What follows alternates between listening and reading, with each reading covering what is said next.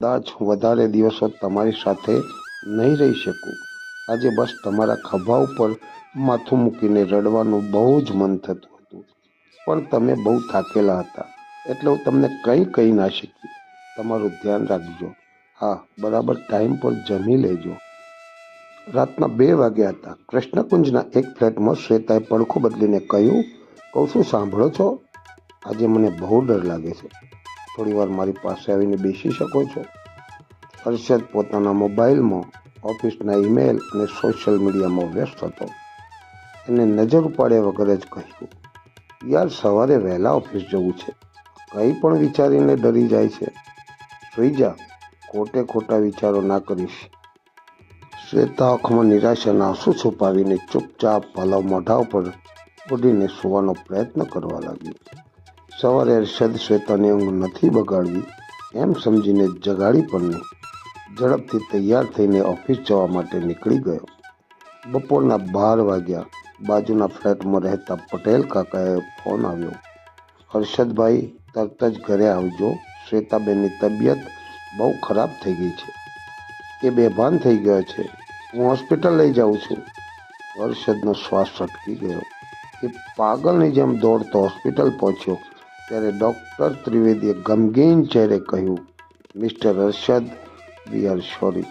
Silent heart attack હતો, પણ શરીરમાં પહેલેથી જ વીકનેસ વધારે હતી, એટલે અમે એમને બચાવી ના શક્યા. 2 દિવસ પછી હર્ષદ ધ્રુજતા હાથે એને પોતાનું પર્સ ઉપાડ્યું. રહેલા મોબાઈલની સ્ક્રીન ઉપર રાતના 2:17 વાગે મોકલેલ એક અનરીડ મેસેજ ચમકતો હતો. મેસેજ, કદાચ હું વધારે દિવસો તમારી સાથે નહીં રહી શકું. આજે બસ તમારા ખભા ઉપર માથું મૂકીને રડવાનું બહુ જ મન થતું હતું, પણ તમે બહુ થાકેલા હતા, એટલે હું તમને કંઈ કહી ના શકી. તમારું ધ્યાન રાખજો. હા, બરાબર ટાઈમ પર જમી લેજો. હર્ષદ ધ્રુસકે રડી પડ્યો. થોડી વાર મન હળવું થયું એટલે એને યાદ આવ્યું, શ્વેતા છેલ્લા કેટલા સમયથી કબાટમાં એક જૂનો ડબ્બો સંતાડીને રાખતી હતી. હર્ષદે કબાટનું સૌથી નીચેનું ડ્રોઅર ખોલ્યું. એમાંથી એક ચિઠ્ઠી મળી, જેના પર લખ્યું હતું, મારા જન્મોજન્મના સાથી માટે. એના હાથ ધ્રુજવા લાગ્યા. ઓછું ચિઠ્ઠી ઉપર ટપકવા લાગ્યા. એને ચિઠ્ઠી ધીમેથી ખોલી. સ્વામી, જો તમે આ ચિઠ્ઠી વાંચી રહ્યા છો તો કદાચ હું તમારી પાસે ના હોઉં, પણ યાદ રાખજો, પત્ની ક્યારેય પોતાના પતિથી દૂર હોતી નથી. હું તમારી દરેક ખુશીમાં સાથે રહીશ, દરેક જીતમાં રહીશ, દરેક એવી પળમાં રહીશ જ્યારે તમને લાગશે કે તમે એકલા છો. જ્યારે હું તમારી સાથે ના હોઉં એ દિવસે તમે મારી યાદ બહુ આવશે. એ દિવસે થોડુંક રડી લેજો, કારણ કે આંસુ નબળાઈ નથી, પ્રેમની સૌથી સાચી ભાષા છે. અને વધારે ના રોતા, મારા માટે ફરીથી હસતા શીખી લેજો, કારણ કે તમારો હસતો ચહેરો જ મારી સૌથી મોટી જીત હશે. હર્ષદને વાત યાદ આવી. શ્વેતા રોજ એની પસંદગીની ચા બનાવતી, ઓફિસના કપડાં ઇસ્ત્રી કરીને તૈયાર રાખતી, પણ એને ક્યારેય એકે વાર પૂછ્યું ન હતું, તું કેવી છે? તારી તબિયત તો ઠીક છે ને? આંખો સામે શ્વેતા સામે વિતાવેલી પળો યાદ આવી.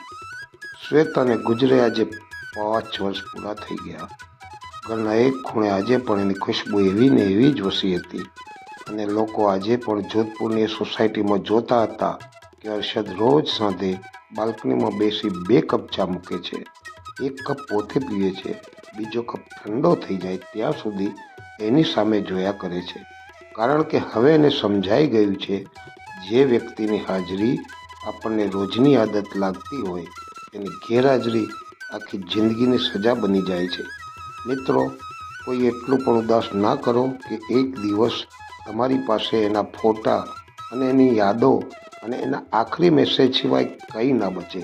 મિત્રો, મારી આ વાર્તા ગમી હોય તો તમારા મિત્રોને શેર કરજો.